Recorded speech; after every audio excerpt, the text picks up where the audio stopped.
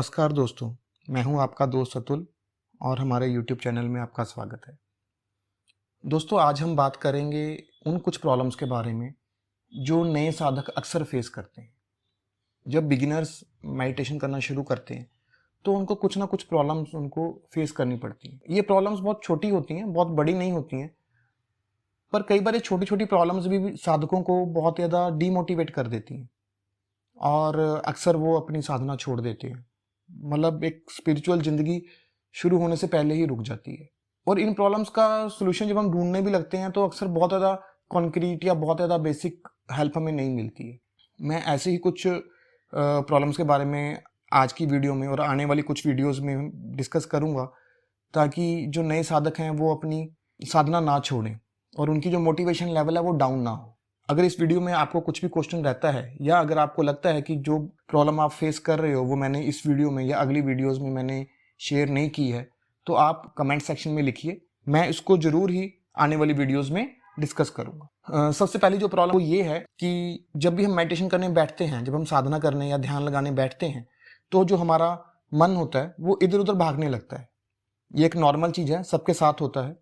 और दूसरा क्या होता है कि हमारे जो पेंडिंग काम होते हैं, ओह शिट, मेरे को ये असाइनमेंट करनी थी, मैं तो भूल गया, मुझे बिल भरना था, मुझे बॉस ने ये काम कहा था या मेरी वाइफ ने ये काम कहा था। बॉस के काम से उतना डर नहीं लगता जितना वाइफ के काम से डर लगता है, पर ऐसा होता है, अक्सर होता है। इस प्रॉब्लम को हम सॉल्व कैसे कर सकते हैं? ये एक्चुअली क्या होता है कि इस प्रॉब्लम को सॉल्व करना कोई ऐसा चुटकियों वाला काम नहीं है। इस प्रॉब्लम को सॉल्व करने के लिए हमको अपने लाइफस्टाइल में या अपनी ज़िंदगी में थोड़े थोड़े छोटे छोटे चेंजेस करने होते हैं। तो होता क्या है कि जब हम वो चेंजेस करेंगे तो वो सारे दिन के किए हुए चेंजेस, यानी कि अगर हम 15 मिनट या आधा घंटा हम मेडिटेशन कर रहे हैं, तो अगर हम बाकी के 23.5 घंटे जो हम अपने लाइफस्टाइल में चेंजेस करेंगे, वो वाले 23.5 घंटे के चेंजेस हमारे आधे घंटे में, जो मेडिटेशन का हमें आधा घंटा या पौना घंटा या 15 मिनट हमें मिलते हैं, तो वो उसमें रिफ्लेक्ट होंगे। तो उसके लिए हमें क्या करना है? सबसे पहले तो हमें सारे दिन में बीच बीच में छोटी छोटी ब्रेक्स लेते रहने हैं। आजकल हम सभी के सभी लोग मल्टीटास्किंग कर रहे होते हैं। हम अपना professional life, family life, social life और इसके अलावा बहुत सारे एस्पेक्ट्स होते हैं हमारी लाइफ के, इतनी कॉम्प्लेक्स हो गई है हमारी लाइफ, हम उसको इकट्ठा एक बार में मैनेज कर रहे होते हैं। तो हम दिन के 23.5 घंटे अपने माइंड को ओवर एक्टिव रहने के लिए ट्रेन कर रहे होते हैं। तो हम कैसे एक्सपेक्ट कर सकते हैं कि 23.5 घंटे की ट्रेनिंग वो आधे घंटे में अनडन हो जाएगी? पॉसिबल नहीं है ना।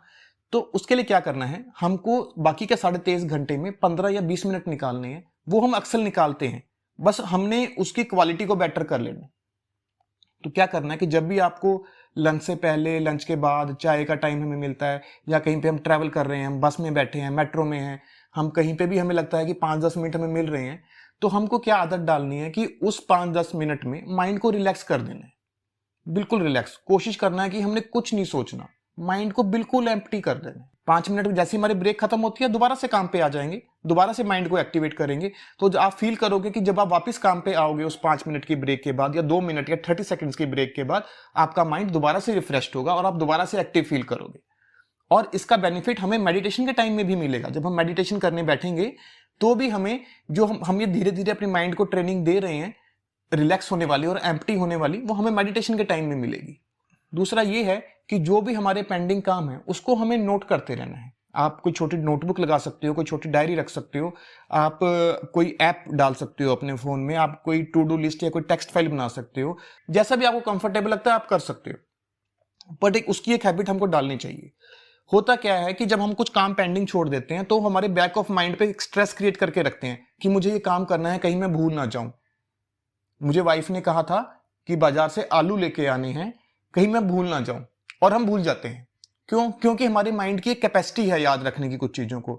हम ऑफिस जाते हैं और ऑफिस में इतनी लंबी लिस्ट होती है याद करने की, जो हमने पहले स्टोर किया होता है अपनी माइंड की लिस्ट में, वो भूल जाते हैं। और फिर बाद में हमें स्ट्रेस भी रहता है, वो भूल गया, और हमारा टाइम भी वेस्ट होता है, हमारी एफिशिएंसी लो हो जाती है, हमें घर जाकर दोबारा लेके आने पड़ते हैं आलू। तो उसके लिए क्या करना है कि एक टू डू लिस्ट रखनी है।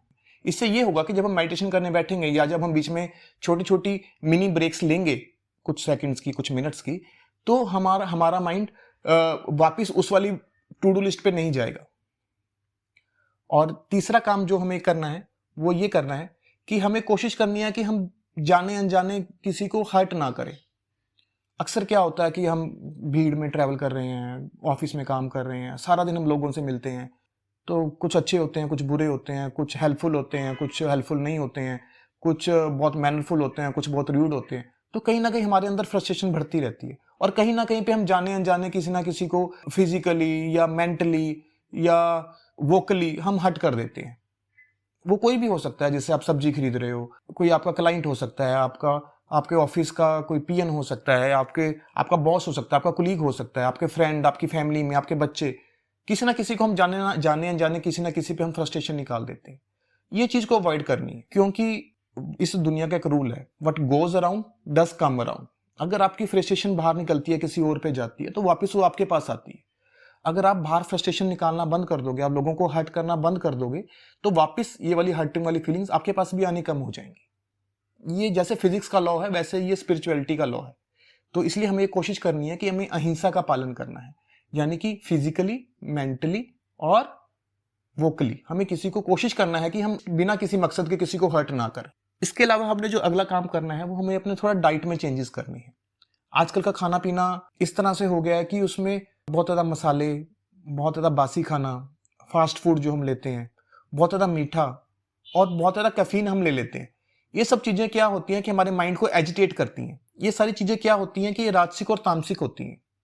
राजसिक का मतलब क्या होता है? राजसिक होती हैं कि जो हमारे माइंड को एक्टिवेट करती हैं, ओवर एक्टिव कर देती हैं, जैसे कैफीन है, मिर्च है, मसाले हैं। जो इस तरह का खाना होता है, चरपरा मसालों वाला खाना होता है, वो क्या होता है कि हमारे माइंड को एक्टिव करता है। आप नोटिस करिएगा, जब भी आप मसालों वाला खाना ज़्यादा खा लेते हैं, तो उसके बाद तक कुछ टाइम तक आपका जो माइंड है एक्टिव रहता है। अगर आप जब भी आप मेडिटेशन करना शुरू करते हैं या जब भी आप लिटिल ब्रेक्स लेते हैं, तो आपको इस चीज़ का फील होना शुरू होगा। नॉर्मल इंसान को इतना फील नहीं होता, क्योंकि उसका नॉर्मली ओवर एक्टिव रहता है।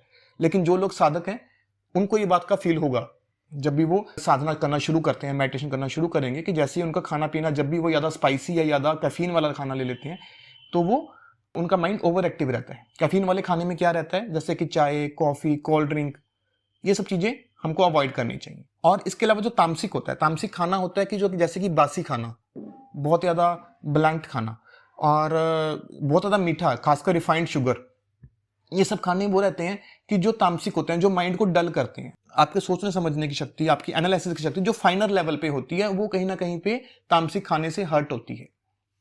तो हमें इन सब चीज़ों का अवॉइड करना है। एक जो क्वेश्चन अक्सर में से पूछा जाता है राजसिक और तामसिक खाने को लेके या खाने को लेके, वो होता है नॉनवेज और ड्रिंक्स के बारे में। देखो, नॉनवेज और ड्रिंक्स ये दोनों ही चीज़ें ऐसी होती हैं कि जो हमारे माइंड को डल करती हैं।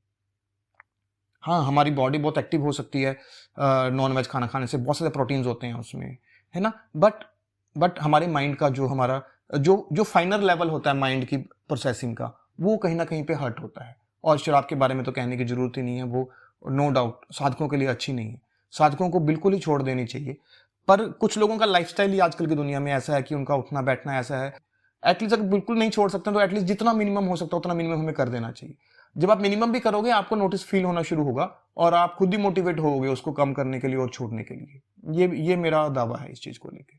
दोस्तों, आज के लिए इतना ही। आने वाली वीडियोस में हम और भी जो साधक प्रॉब्लम फेस करते हैं उनके बारे में हम डिस्कस करेंगे। अगर आपको लगता है कि आपका कोई क्वेश्चन है और आप उसका सोल्यूशन चाहते हो, तो प्लीज कमेंट सेक्शंस में लिखिए और मैं कोशिश करूंगा कि आने वाली वीडियोस में उसको जल्द से जल्द उसको सॉल्व करने की कोशिश की जाए। अगर आपको मेरी बात अच्छी लगी तो प्लीज़ इस वीडियो को लाइक करना मत भूलिएगा। लाइक कीजिए, सब्सक्राइब कीजिए और बेल आइकन को दबाइए। Thank you.